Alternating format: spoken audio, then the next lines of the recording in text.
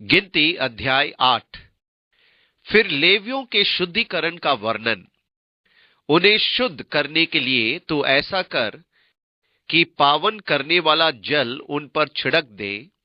फिर वे सर्वांग मुंडन कराए और वस्त्र धोए और वे अपने को स्वच्छ करें। तब तो लेवियों को यहोवा के आगे समीप ले आना और इस्राएली अपने अपने हाथ उन पर रखें। तब हारून लेवियों को यहोवा के सामने इस्राएलियों की ओर से हिलाई हुई भेंट करके अर्पण करे कि वे यहोवा की सेवा करने वाले ठहरे। गिनती 8 का 7 और 10 और 11 पद। ये धर्म के काम के किए किसी का अभिषेक करना जैसा है, जैसे नए नियम में जो धर्म सेवा के लिए जाता था उस पर हाथ रखा करते थे। प्रेरितों के काम अध्याय 13। और पवित्र आत्मा ने कहा, मेरे निमित्त बरनबास और शाऊल को उस काम के लिए अलग करो जिसके लिए मैंने उन्हें बुलाया है। तब उन्होंने उपवास और प्रार्थना करके और उन पर हाथ रखकर उन्हें विदा किया।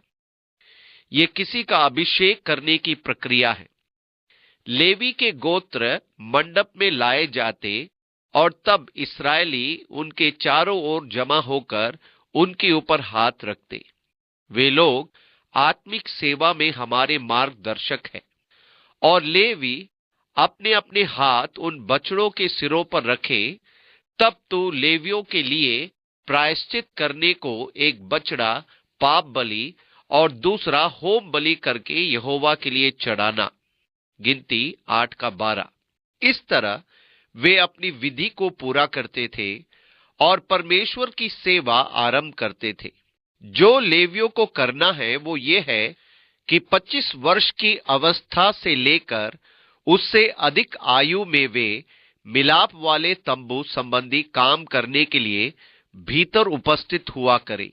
और जब 50 वर्ष के हो तो फिर उस सेवा के लिए न आए और न काम करें, परंतु वे अपने भाई बंधुओं के साथ मिलाप वाले तंबू के पास रक्षा का काम किया करे और किसी प्रकार की सेवकाई ना करे। लेवियों को जो काम सौंपे जाए उनके विषय तो उनसे ऐसा ही करना। गिनती 8 24 से 26 पद। गिनती अध्याय 9।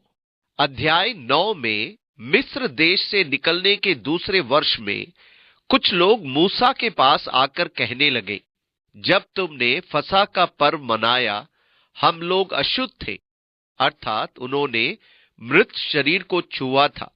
इसलिए 14वें दिन वे फसह का पर्व नहीं मना सके और वे मूसा के पास ये समस्या लेकर आए। उस दिन हम विधि विधान के लिए अशुद्ध थे, हम पर्व नहीं मना सके, हम क्या करें? मूसा ने कहा, हम प्रतीक्षा करेंगे और परमेश्वर से पूछेंगे। इसलिए मूसा ने परमेश्वर के पास जाकर पूछा, प्रभु, हम इन लोगों के बारे में क्या करें? परमेश्वर ने कहा, यदि वे विधि विधान के लिए अशुद्ध थे और पहले महीने के 14वें दिन फसह का पर्व नहीं मना सके, या यदि वे देश से बाहर थे, तब वे दूसरे महीने के 14वें दिन फसह मना सकते हैं। परंतु यदि आप विधि विधान के लिए अशुद्ध नहीं हो या बाहर नहीं गए, तो पहले महीने के 14वें दिन को पर्व न मनाने से आपको कोई छूट नहीं है। यदि आप फसह मनाने में चूक गए तो इस्राएल की छावनी से निकाल दिए जाओगे।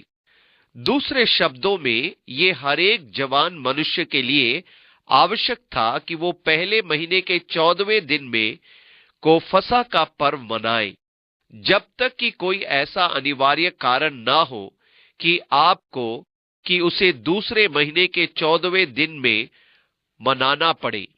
परंतु ये आवश्यक था कि हर वर्ष ये पर्व मनाया जाए। इसलिए परमेश्वर ने ऐसे मनुष्यों के लिए विशेष आज्ञा दी थी। पद 15 में हम पढ़ते हैं कि छावनी ने कैसे कूच किया।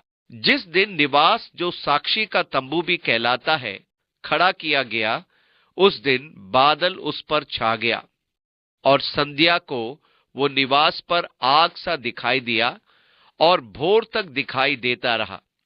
और नित्य ऐसा ही हुआ करता था, अर्थात दिन को बादल छाया रहता और रात को आग दिखाई देती थी। और जब जब वो बादल तंबू पर से उठ जाता, तब इस्राएली प्रस्थान करते थे। और जिस स्थान पर बादल ठहर जाता, वही इस्राएली अपने डेरे खड़े करते थे। यहोवा की आज्ञा से इस्राएली कूच करते थे और यहोवा ही की आज्ञा से वे डेरे खड़े भी करते थे। और जितने दिन तक वो बादल निवास पर ठहरा रहता, उतने दिन तक वे डेरे डाले पड़े रहते थे। और जब जब बादल बहुत दिन निवास पर छाया रहता, तब इस्राएली यहोवा की आज्ञा मानते और प्रस्थान नहीं करते थे। और कभी कभी वो बादल थोड़े ही दिन तक निवास पर रहता, और तब भी वे यहोवा की आज्ञा से डेरे डाले पड़े रहते थे, और फिर यहोवा की आज्ञा ही से वो प्रस्थान करते थे।